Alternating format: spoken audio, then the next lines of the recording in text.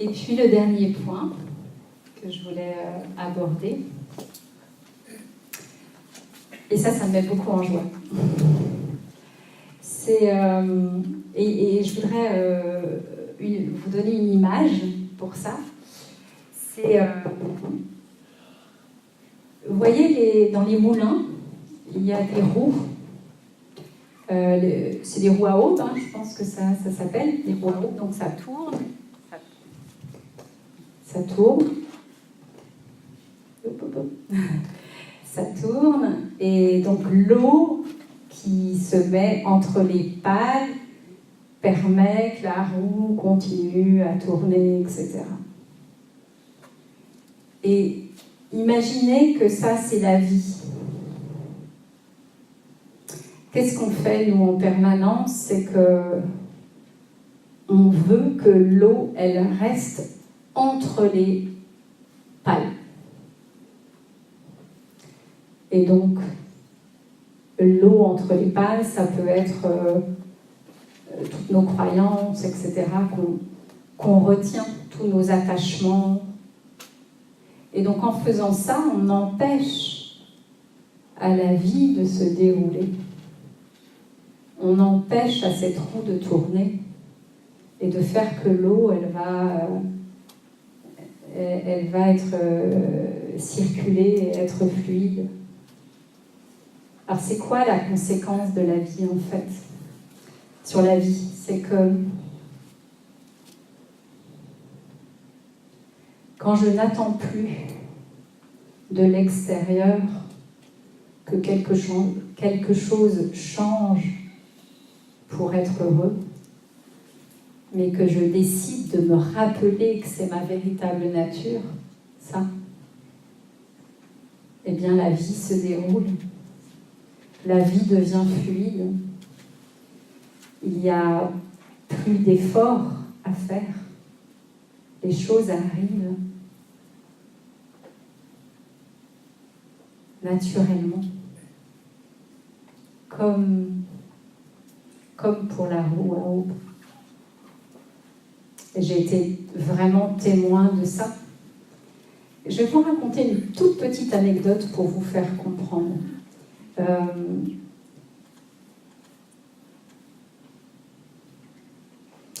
Quand j'ai laissé la joie, en fait, quand j'ai accepté de laisser la joie émerger, il m'est arrivé vraiment beaucoup de miracles dans ma vie.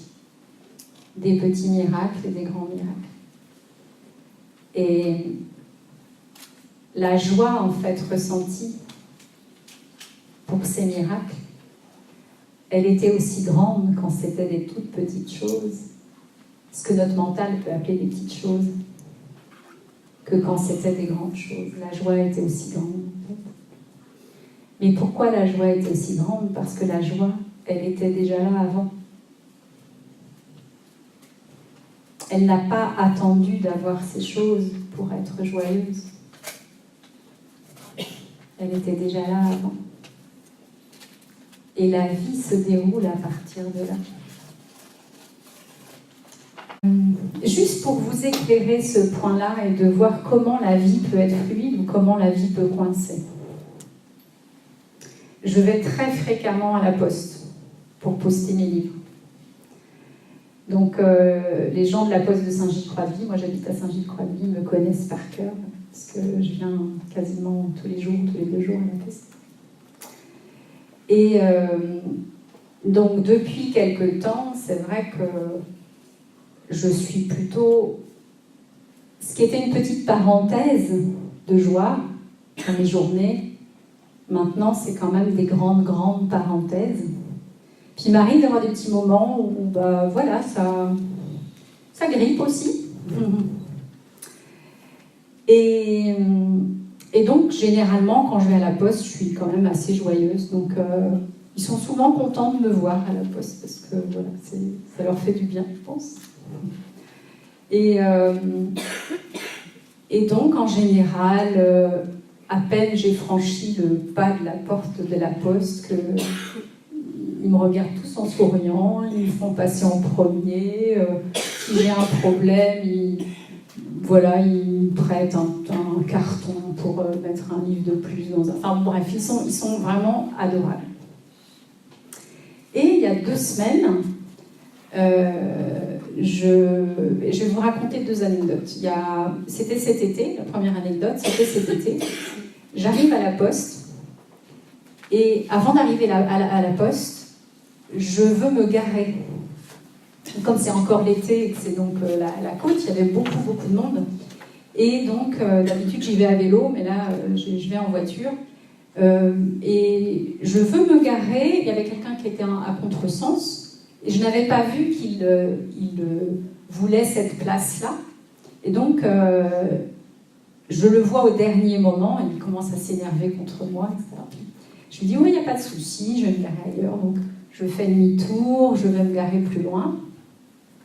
On arrive en même temps à la poste, finalement. Moi, je me suis garée plus loin.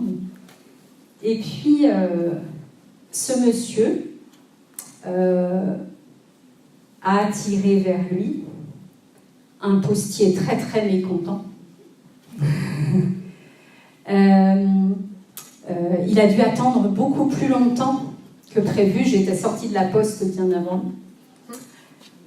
Et puis, voilà, il râlait, il n'était pas du tout content. Donc, les gens de la poste, c'est les mêmes, hein. C'est exactement les mêmes. Donc, il y a 15 jours, je me réveille un peu bougon. Je ne sais plus trop pourquoi. Bref. Donc, je vais à la poste, j'étais pas dans mon meilleur jour, on va dire. Et curieusement, ce jour-là, je tombe sur quelqu'un qui n'était pas très très aimable. Je fais la queue alors que d'habitude je ne fais pas la queue. Je veux envoyer un colis et l'ordinateur tombe en panne. Bref, j'ai eu toutes les péripéties. Juste pour vous dire en fait que c'est jamais l'inverse.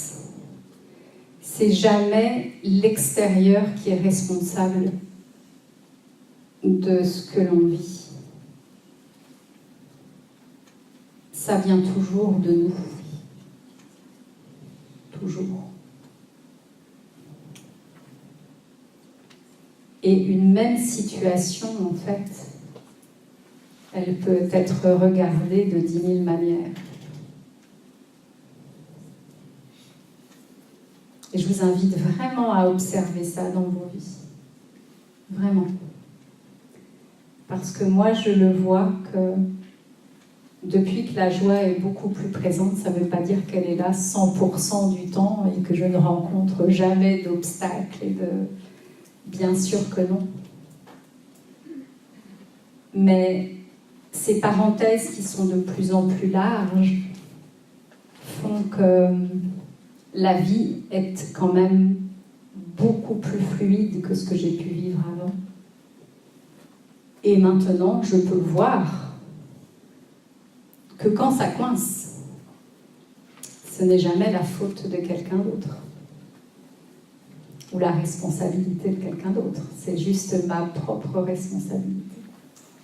Quand on se rappelle qui l'on est, le plus souvent possible, quand on revient dedans, qu'on reste dans cette certitude que malgré tout ce qui se passe, tout est déjà là, malgré ça. Et d'avoir la confiance que tout le meilleur est à venir. Parce que c'est déjà là, en fait. Quand on arrête de se juger et qu'on devient bienveillant avec soi-même, plus bienveillant possible. Quand on est de plus en plus présent à soi, quand on se reconnecte à nos sensations, à nos émotions. et puis qu'on accepte d'être le décideur, le choisisseur, je ne sais pas si ça se dit, celui qui choisit, et qu'on se rappelle de ça à chaque instant, eh bien, on peut laisser la vie se dérouler comme un beau tapis rouge.